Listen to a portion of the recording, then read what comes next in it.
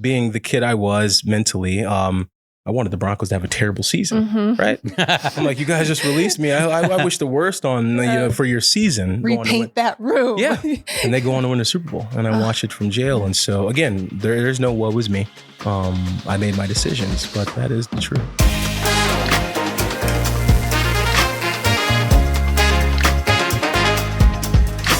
Welcome to Recovery.com, where we share authentic stories from influential voices about the joys of life in mental health and addiction recovery and the journeys that led us here.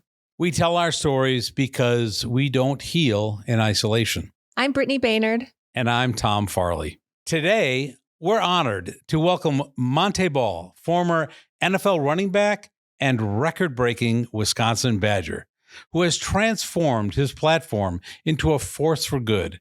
After stepping away from football, Montee began sharing his personal journey through alcoholism, recovery, and healing with honesty and heart. Now, a passionate mental health and addiction recovery advocate, Montee travels the country speaking to students, athletes, and communities about the importance of vulnerability, seeking help, and choosing a new path. His story is one of resilience and redemption. Join us for a powerful conversation about identity, purpose, and life beyond the game. So let's go.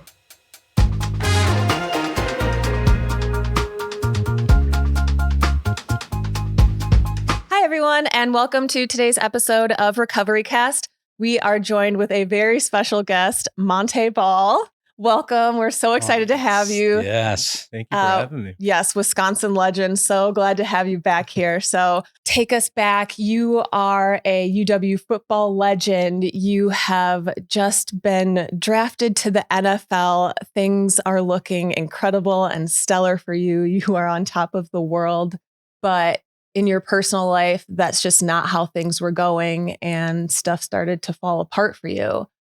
Take us back to that time and kind of tell us where this all kicked off. Yeah, as you mentioned, right? It was a dream come true. Grew up a Broncos fan, living right outside St. Louis, Missouri. My room was blue and orange growing up. Told my dad I want to be a running back for the Denver Broncos, and he was like, "All right, let's get you into football." So, as you mentioned, fast forward to when that happened, there was some baggage that I carried with me that I developed in college. Really developed a strong relationship, unfortunately, with alcohol while in college. And that was something that I never addressed, and literally packed that up in my suitcase and took it with me to Denver, Colorado. And so, I was just dealing with a significant amount of depression, pressures, right? Societal pressures, familial pressures as well, of being a student athlete, of trying to be a poster child for a wonderful football club, a football program. And again, you don't know what you don't know. And so I was not prepared for these pressures that were coming along. And of course, alcohol was there for my cure, as I believed. Yeah. But that's never the case. No, it isn't. And UW-Madison. So we had like our coming of age at around the same time here. Like football is everything here, tailgates, but that also is like the drinking culture. And sometimes it feels like we're in this bubble around us when it comes to drinking and not seeing that as an issue. What was the drinking culture like for you at UW? And going to college? Yeah, I always love to, I think this is such a wonderful question because I love to preface it with, no matter what I made, the decisions that I made.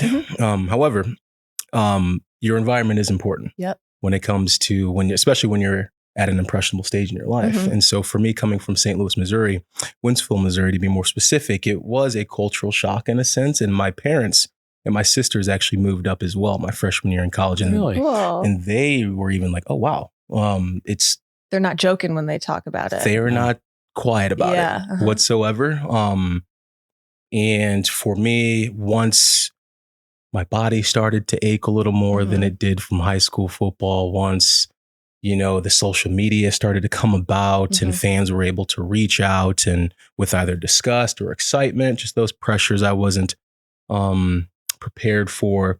course, I dove headfirst into the partying and drinking atmosphere. And at the time, those 4 years didn't come back. Yeah, but it's hard not to, because like thinking back on it, you're in an amazing like sport. I mean, football is really gassed up around here. Like we really enjoy like football tailgates, UW Badgers, but like we also kind of reward the like starting drinking at like 8 a.m. and going until 3 a.m. And that not being an issue for like anybody. It kind of just being more celebrated. No matter what, the partying is going to happen. If you win or you lose, we boozed. Yeah. And so, yep. Especially at that age too, because it's like you're being like put up, like you said, like you are on this pedestal, and it's kind of like you're on the football team. So I'd imagine you can get into any bar you want. It doesn't matter if you're 21 or not. Like I did it. I'm sure you could do it. If I was doing it, you could do it. Like, and I know that culture. Like you probably live downtown, so luckily there's probably not a lot of drinking and driving involved, but like if you live not in like the downtown area, then you are susceptible for drinking and driving. But it was everybody coming down here to drink all the time, and you're held up on that pedestal, but like you're also very young, and you're in this like party environment where it's cool and I'm being looked up to for these things, but nobody's kind of like guiding me. Or did you have people guiding you? Like, were there people saying like, hey, I see this as a problem? Not really. Great question. I mean, of course, my parents and my sisters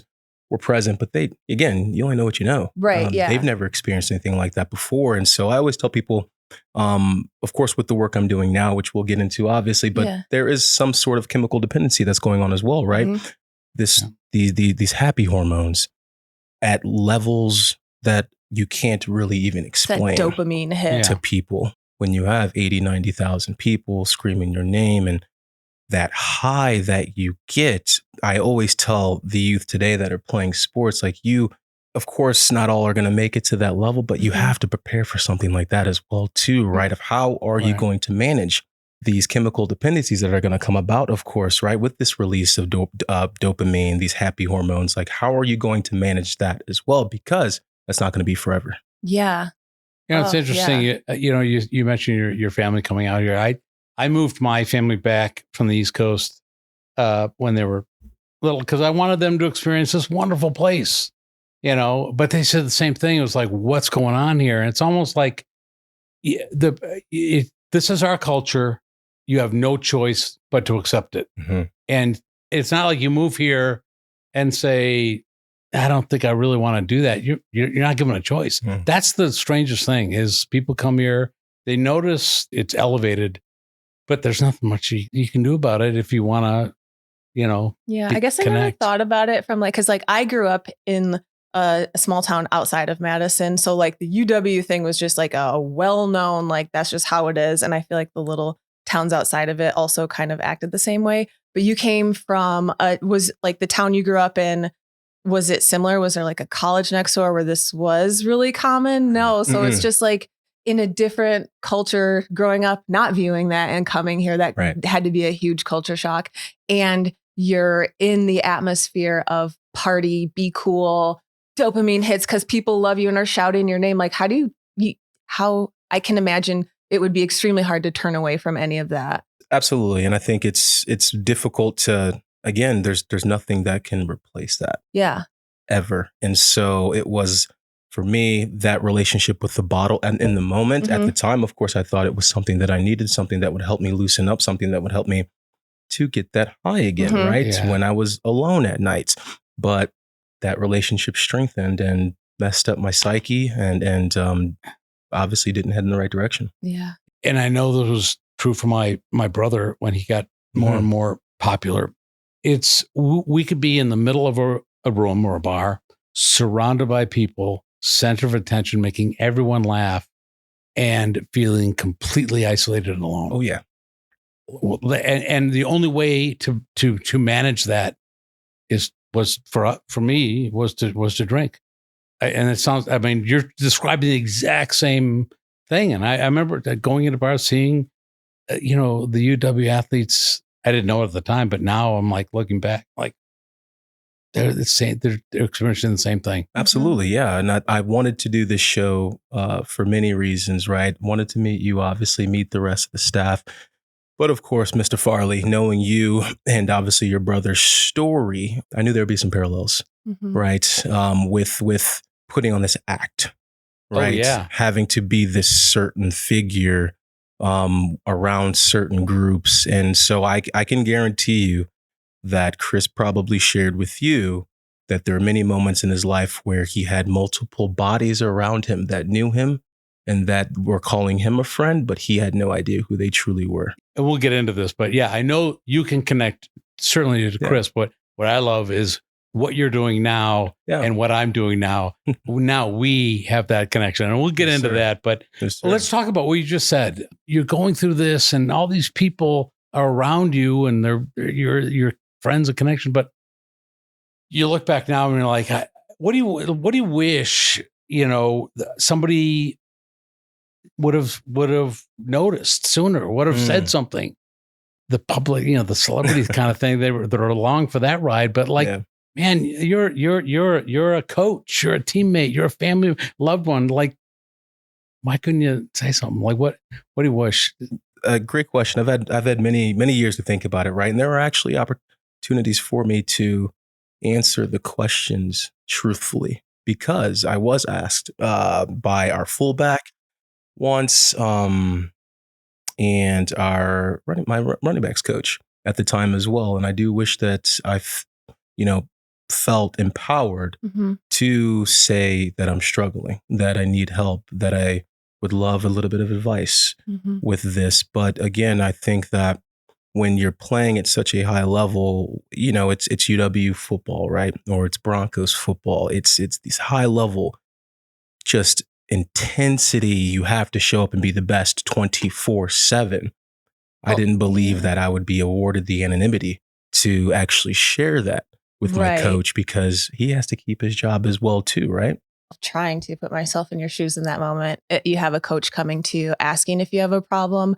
I know anyone in general, sometimes you're going to like clench up. That knee-jerk reaction is like kind of defensive, but also like you're like, am I still going to be on the team? Are people going to think of me differently? Am I still going to be able to succeed? Are people going to still like give me that chance if I do get help? Yeah, that's got to be a lot to sit there and process, to be able to give a truthful answer to somebody in that moment. Yeah, it's very difficult. That's the stigma, right? That's the stigma that is still quite the monster. That's keeping a lot of people silent, keeping a lot of keeping the snowball going, unfortunately. What was your relationship to mental health, and just kind of speaking on your feelings or how you processed emotions growing up and like prior to that? Never. Yeah. I grew up in a very a wonderful household. My parents are still together, 2 sisters, but love my dad to death.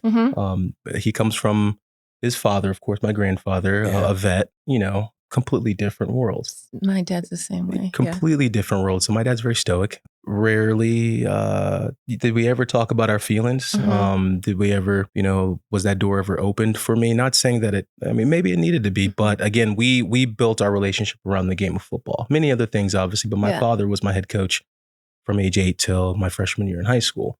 And so that dynamic was challenging. That is a strong relationship on its own. Generationally, there hasn't been that much shifts and change. So the passing of the father playbook down to the next, that was okay. Something happened in the last 2 generations. Like with me, I got this playbook from my father, who grew up the same way in a different world, and it didn't apply anymore. It didn't apply, and I had to figure it out all on my own without that help of this. I had a lot of support, but would never understand what I was going through or wanted to even talk about what I was going through. Yeah, right? It's uncomfortable at times. I feel that too. I get what you're saying. Like, no one ever made me feel like I couldn't. I don't know. I wasn't made to feel like I couldn't share my emotions. It's like no one locked the door, but nobody showed me how to open it or told me that there was an option to open this door. Exactly. So it became harder for me as I went on to like process things, and you internalize it. So then that battle isn't even something you work out with the world. It's something you internally are struggling with yourself. And then you become somebody who is more introspective when it comes to all issues or most of them, the big stuff. And it's a struggle because you're not supposed to do things alone. You are supposed to outsource, but it's hard to outsource when you're like, I don't know how this person's going to take this because I haven't seen them process emotions. Exactly. Yeah. I mean, you nailed it. You Yeah. nailed it. I love how you shared where it's the, like, no one was stopping me from opening that door, but no one helped me open it. Yeah. And that's not any fault of my parents. That's not any fault of my sisters. That's culture. That's literally a microcosm in a sense of the United States of America. Yep. Households. That's something that we have to continue to, break down. Mr. Farley, the stigma, right? Of you as well, like really just chipping away at this so households can develop that skill. Because once you start developing those relationships with drugs, alcohol, et cetera, right? That chemical dependency, it's going to spiral out. It's going to. Right. It always does. Yeah. It's easy to identify, like, let's say a substance use issue, because there's this very outwardly effects, and and of course there's a lot of stigma around that. But it's the mental health stuff before that has almost more stigma because you're not even allowed to talk about it. And it's different healing too. You can heal the body from substance use disorder, but to heal the soul, if you will, from with the mental health stuff, that's a different animal altogether. And it's harder. That's why it's probably why we start with the substance use, because it's easier.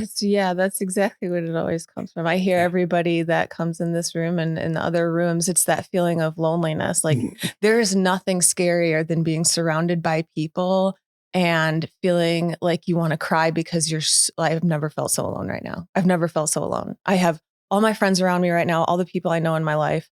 I don't know why I feel so alone.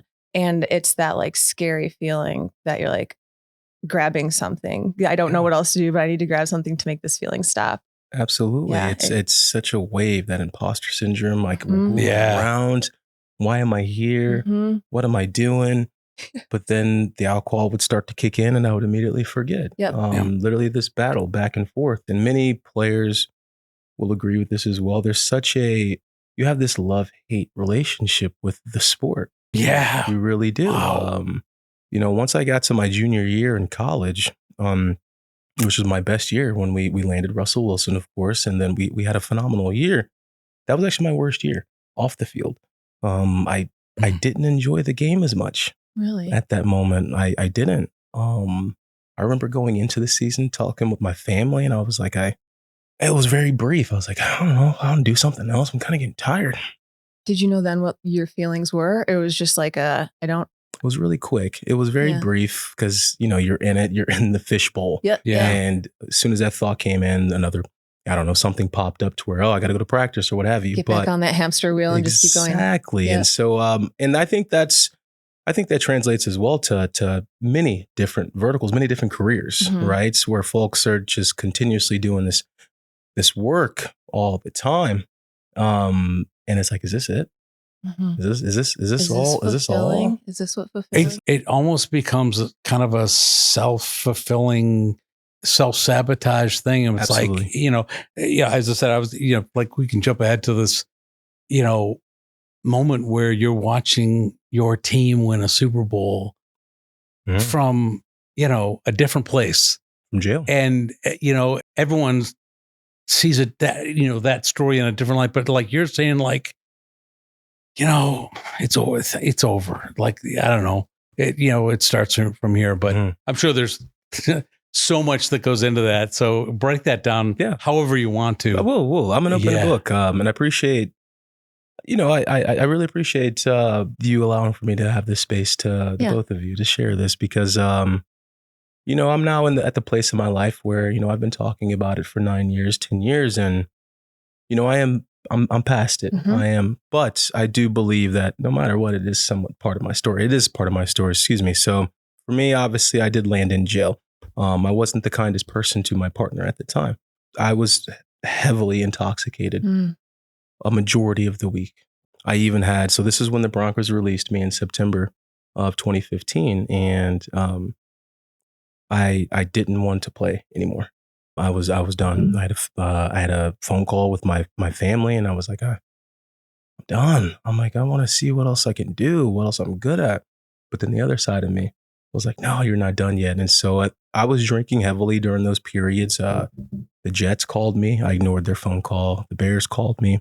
I ignored their phone call. My agent was calling me. You really didn't want to do this anymore. Yeah. I ignored their phone call, but then I went to the Patriots because it's all I know. Yeah. I'm like, what else am I good at? And so those 3 months of not playing a sport was rare for me during the fall, not wearing shoulder pads since the age of 8. Just like, wow, this is pretty cool. Like I get to sit back and watch. So, but long story short, of course, fast forward to February of 2016. Again, I was not the kindest person to anyone around me, Including yourself. including myself. Yeah. Got into it with my father. Well, it was not fun. That was not good. So every single person around me received a very disgusting human being. And of course, I landed in jail, and it was a wild experience, one that I needed for sure. But of course, yeah, I had I watched the Broncos win the Super Bowl while sitting in jail, and they just released me, 4 to 5 months prior. And so there was so much built up anger because I was released from the Broncos, and then I went to the Patriots, and we lost to the Broncos in the AFC Championship game for the Broncos to go to the Super Bowl. And so, of course, being the kid I was mentally, I wanted the Broncos to have a terrible season, right? I'm like, you guys just released me. I wish the worst on for your season. Mom, repaint that room. Yeah, and they go on to win the Super Bowl, and I watch it from jail. And so, again, there's no woe is me. I made my decisions, but that is the truth. That had to have been a lot sitting there in that moment, watching that. I feel like that's something you would just see in a movie, and then just you would be feeling that person's internal emotions. Weird. I think most people focus on the fall, and it's different for everyone. And sometimes people think of somebody's fall as a lot harder and longer and deeper and painful. But the thing is, the climb back's the same. The climb back is the same for all of us. Yeah. What was the thing that I'm going to, that's it. climb back? Yeah. What is it? What was there? Absolutely. There's many things, but of course, the birth of my son. Oh, that's birth of my son. That'll do it. Yeah. He's 9. And so when he was born, of course, it was I will never touch this bottle again. I will never go back. He will never experience or ever see a drunk dad, a drunk Montee. Not going to happen. And so many things happened, and I've written about it. And so I'm very public about it, and have a great relationship with his mother, co-parenting, but I had no clue that he even existed until about 8 months into pregnancy. Oh, that's a whole other thing. And so 2 weeks after I got out of jail, I received that notification. And so I was dealing with that as well. But a blessing in disguise. Yeah. And again, wonderful relationship, a great mother in Colorado to our child. And again, that was the moment that really turned things around. But also, as folks know that are in recovery, you have to do it for yourself first. Yeah.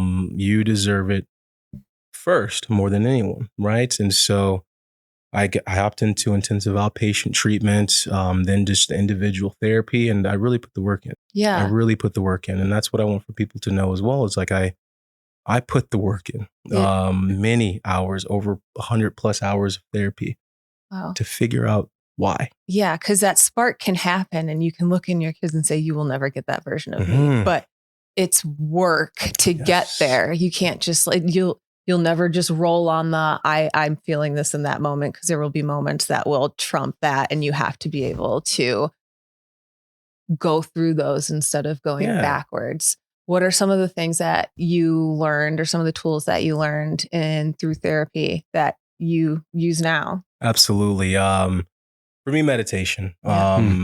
And it's not so much as when it's funny when you say that, where people think, of course, what they see on TV, like you need to see exactly. Yeah. You need to sit somewhere on an isolated hill or what have you. And no, honestly, you just have to give yourself breaks, moments to really just widen that space before you respond. And that's, for me, I was just such an impulsive human being prior to even drinking. My parents were going to put me on Ritalin when I was 8, and they're like, oh, let's put them into football. And so I've always had that mindset of if I want to do something, if I like it, or if I want to say something, I'm going to do it. I'm going to say it. And so for me, that was very helpful, right? Of learning like, hey, we have to focus on this gap between your response. Because you're so impulsive and you need to really focus and hone in on that. And that's what we're going to work on. And so we worked on that throughout therapy of give yourself a moment.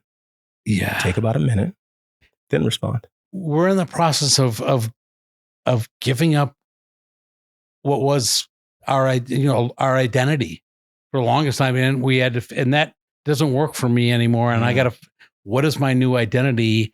I need to like, who really, what's my authentic self? It doesn't happen, and I think what I found is the same thing as you did. I wouldn't go to meditation either, because that's still very uncomfortable, but something has to be done where that inner reflection where you're like, yes. And that peace to give up one identity to get to the next place. So I think that's what you're talking about. Exactly. You nailed it. Sit in your peace. Yeah. I feel like fellow ADHDers, I don't know if you're diagnosed or anything. I am. I'm diagnosed. Yep. Yeah. All right. Samesies. I have big emotions. Yep. There we go. Yeah. We have big, strong emotions, and we love a lot, and we feel a lot, and we will just like do that thing. And meditation is honestly the greatest thing for us, because we do need those dopamine hits, and your parents are smart to put you in football because you're going to get those literally smashed into you. But like, but after that, it's like what I need that. And I got it at a really big level here. How do I continue to get that thing going? Meditation is like so key to being able to like just sit there with yourself. Cause I think that's something that drives us to feel that loneliness, because we can't sit with ourselves. Right. So then when you are forced to, that's when that panic starts. So learning how to sit there, and you're like, I don't know if I like myself. I don't know if I'll be able to do this or be accepted. It's like, you just got to sit there and calm down. Absolutely. And like allow it to happen. Yeah. Agreed. I love the way that you both explained it. That's what it is, right? You need to take time to create a space for yourself and just for yourself to self-reflect. And so when I walked into therapy, of course, again, I grew up in a wonderful household growing up, a 2-parent household my whole life, wonderful neighborhoods, went to a great school. Again, there was never that space created. It was not as if they said no, but again, it was jumping into the game of football, this extremely masculine realm where you do not speak of that. You do not share that. It's do not let your opponent see you tired, that you're bleeding, or that you are whatever, right? Any weakness. And that bled over into my real life, where it's like, oh no, that's how I'm supposed to be. I'm a man. That's how I'm supposed to act. And so throughout therapy, I thought that when I first stepped in that we were going to talk about alcohol. Rarely ever talked about alcohol. Yeah. It was relationships. Yeah. And obviously the relationship with yourself. Yeah. And I've never been asked that question before. Well, it's funny. And I was the same thing when I had started to have kids too. I had that same thought that you mentioned earlier. It was like, I don't want my kids to see, what I saw in my family. Right. See, and because I thought it was just about drinking. So they're just going to be sober and they're going to see that. But, what they did see was a crazy, like this controlling, like all the other stuff. Like it wasn't about the drinking. Wasn't. It wasn't. I needed the clarity of sobriety to deal with that stuff. It's especially in Black and brown communities, right? Let's just be honest here. We no. It's another layer too. I was going to ask, like you've got male, you've got athlete, young guy in his late teens, early 20s, but then you're also a Black man. I am not sure of like the town makeup, but also like sometimes that can attribute to space and the space that you feel open to express yourself. Yeah. What's the experience like for you as a Black man going through treatment therapy, and what are some of the things that maybe you felt were like hurdles that you had to overcome that maybe wouldn't have been there? we need more Black therapists, Black and brown therapists. There's a lack there. There's significant, it's lacking significantly in that, with that. And I would love to see more. I do know that there's blacktherapist.com, et cetera, but when I was going to google.com, right, to find out who do I want to see. And of course I initially was trying to find a Black person, or brown that I could somewhat relate to on that and the cultural aspect, but I couldn't find any. Yeah. And I was lucky to find one guy that we had therapeutic alliance immediately, which is very rare. Oh man. Very rare. But being a Black man, of course, I grew up in a predominantly white area. And so I had. And then you came here. Yeah. And so just a bigger predominantly white area. Yep. And so I had that, but it's just with our culture, of course, there is no talk about it. There's no guidance. There is no, for a lot of our areas, neighborhoods, there's not even any resources for that. The scarcity that are in these neighborhoods, right? When you talk about mental health resources is non-existent. And then of course we can go back to, and I don't want to get too far back, but obviously the Jim Crow era, redlining, et cetera, that has, literally just added another layer to as to why our communities don't speak about it. We have a lot of generational trauma, and sometimes it's not something that I considered. Just thinking about it the other day, I brought it up to Tom. I was like, I've seen multiple therapists trying to find the right one. There have been some where I'm like, this is perfect, except for this thing. There's this part that they're just not going to relate to. And I really need this part of connection, because I realize a lot of my trauma could possibly be race related, or just working through thoughts that I had as a kid that were never really answered for me, being in a secluded area as a Black person. And I'm seeing all white therapists that aren't able to answer that for me or get me that help. Luckily, I've had a few people on social media, Dr. Alfie reached out hey, here's this app, go here. But yeah, even with these apps and stuff, if I want to see someone in person that I feel can relate to culturally, that may have been through just something that I have been through, it's so hard to find. It is. It's and I think that's, for one, that's why I love what the both of you are doing. Because the more conversations we can have about this, right, the more doors that open. And obviously, to be more specific about our communities, Black and brown communities, it's, we need more leaders in these communities to step up. This generational trauma is a real thing. Epigenetics is a real thing. The study of epigenetics. And I just believe that some people, again, I don't want to get too far from our conversation here, but again, just to speak quickly about the generational trauma aspect of it, my grandmother's still alive. She's 75 years old. She went to a segregated school. Excuse me. There are things that she experienced that she passed down unintentionally. Again, not anything negative or bad or horrible. No, but there's feelings. There's ways you act in certain environments of self-preservation that you then also pass. My mom is 71. My dad very much raised me how he was raised, and how you address people, how you maybe I feel I learned how to appease people from him. I hear you. I hear you. And then I got my mouth from my mom. Yes. And then I hear you loud and clear. And but with, back on, with my therapist, Corey, love the guy to death. Shout out Corey. White guy, white male. I said, you know what? I'm just going to do it. Yeah. Sign up. We were able to connect immediately because he has a past, and he's very open about it as well, but he has a past of touring. He would tour with Metallica a few times and open up for them. And that, as soon as he started sharing that with me, I was like, okay, you understand what I'm talking about. That, again, the chemical dependency, the lights, the fame, the money, all that comes. 2 different faces on one person. Yes. And not really having much time for yourself. And again, you don't know what you don't know. I keep saying that because you can be prepared for it. And that's what I keep telling our youth today is you can prepare for this stuff, right? If you are one that's selected to make it to that next level, to the high stage, whatever you want to call it. But if you're not, it can spiral very quickly without those guardrails, tools, everything that you need in place in order to continue in the right path.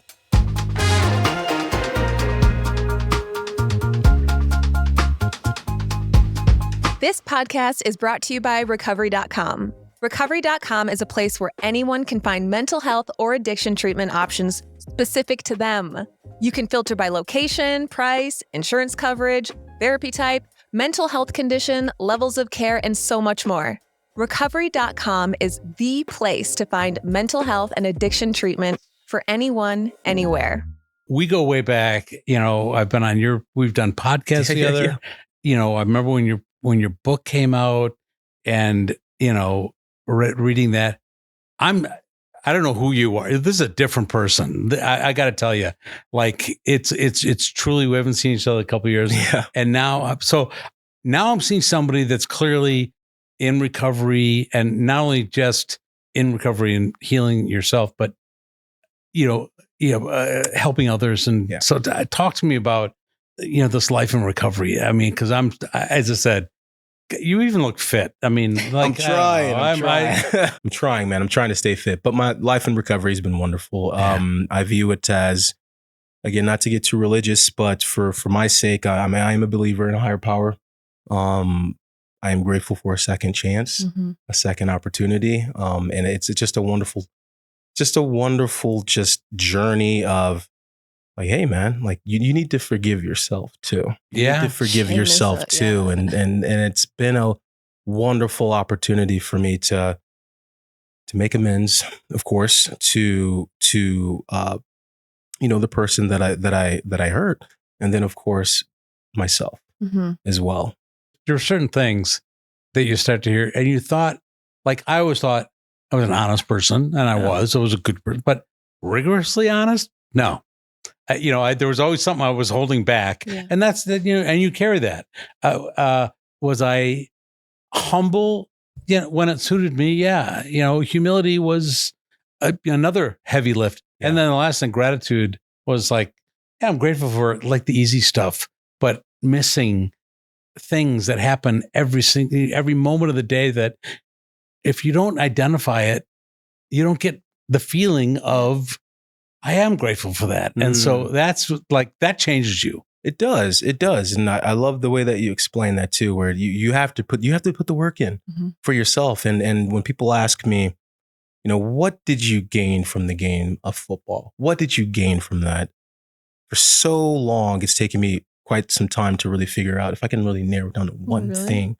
I would narrow down to, like, the uncomfortable moments in your life are the opportunities where you're going to have the biggest growth.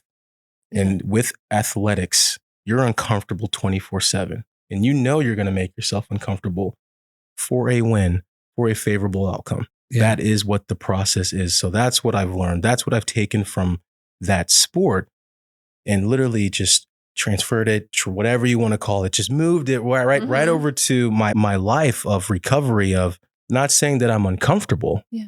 But at the end of the day, it's still a chemical dependency. I am still an alcoholic. I'm a recovering alcoholic, though. Right.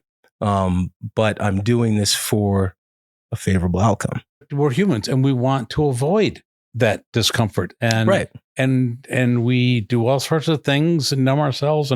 And what I tell people is we don't get the help we need because we are afraid of this life that I'm going to have, this life that it's different.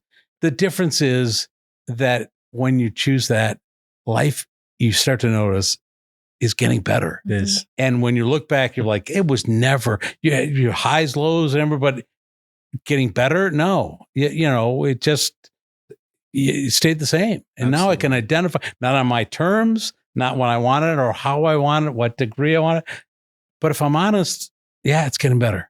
Yeah, it is. I can see that with you. Well put. Same for you. I mean, I think it's a community that I had no clue that I was going to be part of, but I'm grateful that I'm part of.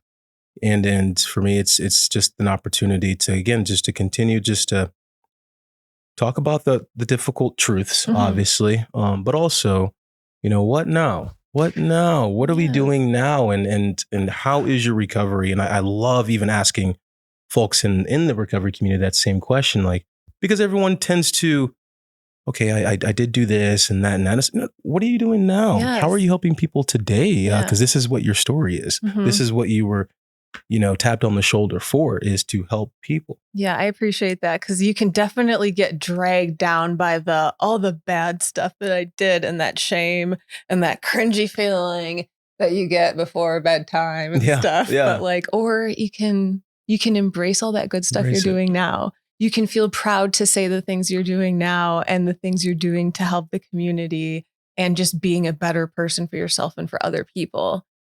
When you start to do work in recovery, Mhm. when you've put a good foundation for yourself in place, and then you start to help people, and they look that effort. That's a different affirmation. I'm grateful. Yeah.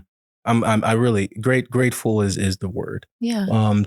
Again, I've mentioned it earlier, but the second opportunity, most people don't get that. Mhm. And so I take it. I don't take it lightly. I'm not going to take it for granted. And I do believe, again, many years, a decade pretty much of speaking to my higher power, like, why? Mhm. Why? Like, what? I've never been this kind of person. Why?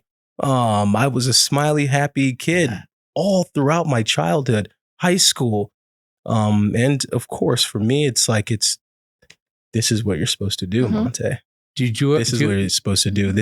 Football gave you this platform to help your family, my extended family members, everyone who I love to death. But we need to stop drinking.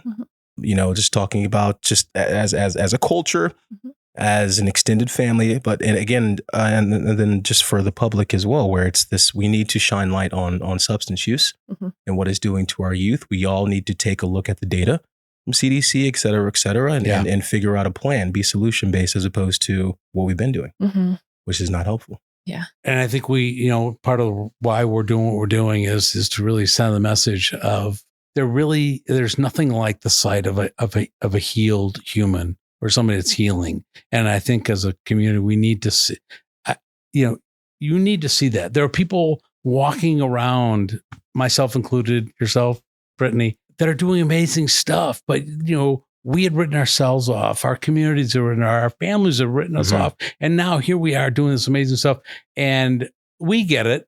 But the rest of the people need to see that. Did you ever think that you would put the looks on the faces of the people that you really care about, like your family, your son, his mother, like your friend, like what they look at you now, like completely different?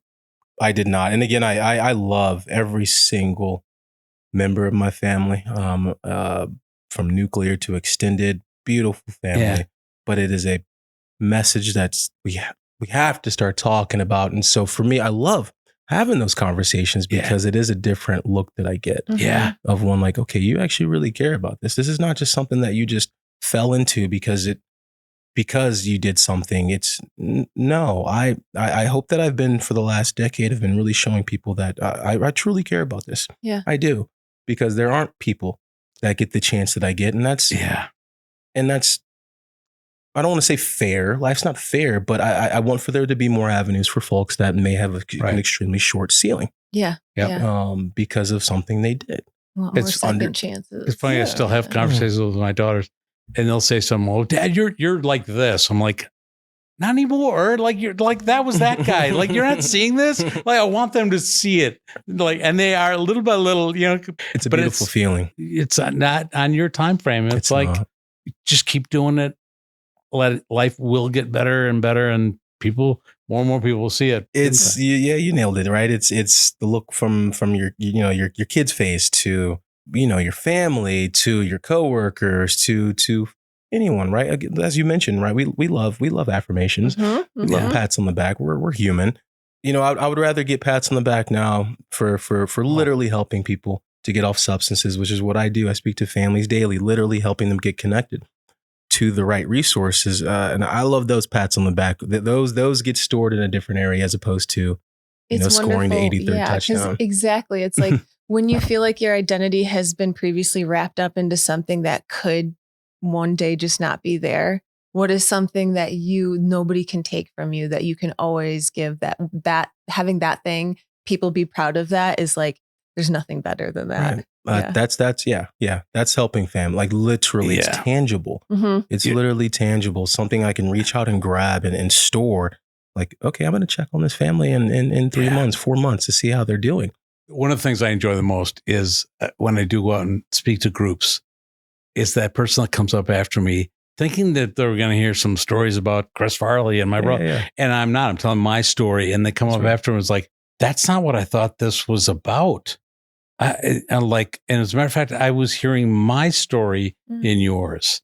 And I'm sure you're feeling, see, you get the same thing. Like, oh, I'm going to see Montee Ball. Like, and then leaving with completely different, and changed. I love how you've been sharing your story as well, Tom, because it's, again, there are a lot of parallels as well. Yeah. There's a lot of overlapping concepts in a sense between our stories. And I've been very proud to call you friend, call you someone that's a coworker, I guess, or what have you, in the same space, a colleague, definitely. Even better word. Yes. Thank you.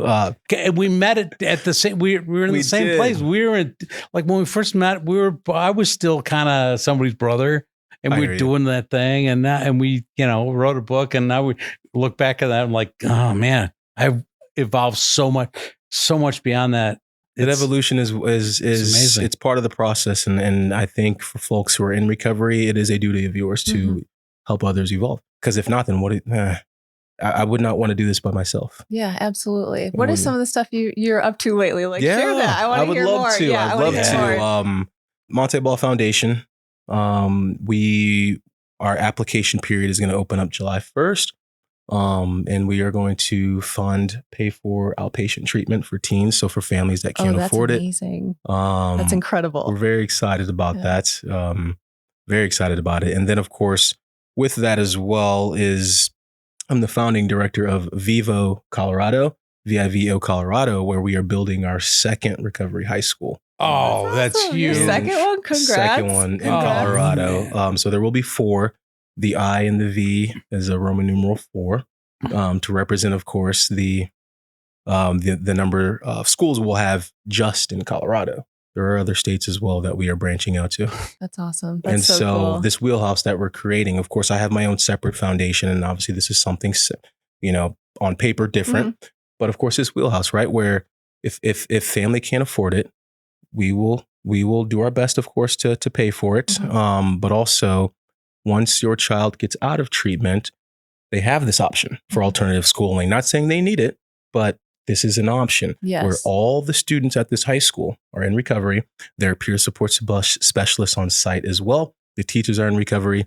The kids starting every single morning at 8:45 a.m. till 9:15 do their positive affirmations. Yeah, that's great. Peer-led, where they do it themselves, where they can also, if they see a kiddo or a classmate of theirs decompensating live, they can have an intervention right there on site with them. And so it's just an atmosphere, an environment for like-minded people. That's awesome. To still get their education as well. Mm-hmm. Oh, that's wonderful. And so that is. I can't wait for those kids to go out into the world and do more helping. That's amazing. That's so cool. And so the Montee Ball Foundation is going to go live here soon, but we're going to create this resource for communities to literally tap into by just one phone call. That's wonderful. And so enrollment for the school is year round, and it can happen in a week. And it's credited. They do receive college credits. That's incredible. Yeah. Wow. Thank you so much for putting all that work into that. Yeah. That's so cool. Of course. I'm very excited. I'm blessed, and it's this is what I'm here for. I don't think that there's a shortage of people in their late teens, early 20s, even late 20s that may have also had their identity wrapped in something that they felt, what else can I do? Who am I without this? Even people that are just struggling in the atmosphere of college, navigating that and the drinking social stuff. What is some advice that you would give them? And what are 5 words that you would tell that person? Do I have to shave it down to 5? You can do 5 and then give an explanation. Or how about this? Can I do the explanation and then do my 5? You may. Because I don't know what my 5 words are going to be yet. You may. Yeah, let's go. For me, it's when I'm talking to, teens, of course, when I'm speaking to that demographic, it's, you really have to continuously be aware of the habits that you're creating especially the habits when you're partying and drinking and like, what are you fleeing from? What are you trying to run away from? Or what are you trying to cope with? Understand those habits that you're creating, because when times get difficult, that's what your body remembers. Mhm. That's what your mind remembers of what's going to help me. You think it's helping you. And so for me, I always tell people that's just falls under the umbrella of self-reflection at a very young age, early intervention with yourself. Yeah. Essentially what I'm saying. And so if I had to shave it down to 5 words, it would be make sure you self-reflect.